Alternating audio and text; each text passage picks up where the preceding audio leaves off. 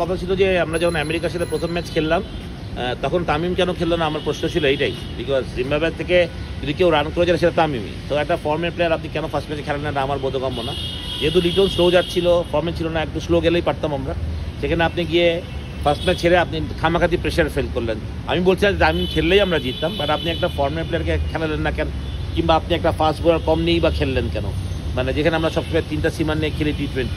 তো আমার মনে হয় যে এটা হয়তোবা মানে আমার এখান থেকে বলাটাও ঠিক হচ্ছে না, কারণ কেমন উইকেট ছিল, কেমন কী ছিল আমি তো বলতে পারবো না, বাট আমার যেটা চোখে লেগেছে সেটা আমি বললাম। বাট আমি ফিল করি যে মানে যে জিনিসটা হচ্ছে তামিম ওই ম্যাচগুলোতে না খেলাতে তামিমও একটু ব্যাকফুটে আছে, যেটা আপনি বললেন যে মানে ওরও আন্ডার প্রেশার যে আমি রান না করলে আমাকেও বুঝতে হবে। তো একটা আমার মনে হয় যে টিমের মধ্যে একটা কনফিউশন তৈরি হয়ে গেছে যে আমি রান্না করলে আমি টিমে থাকবো, এই চিন্তাটা তো করাই কথা না আসলে।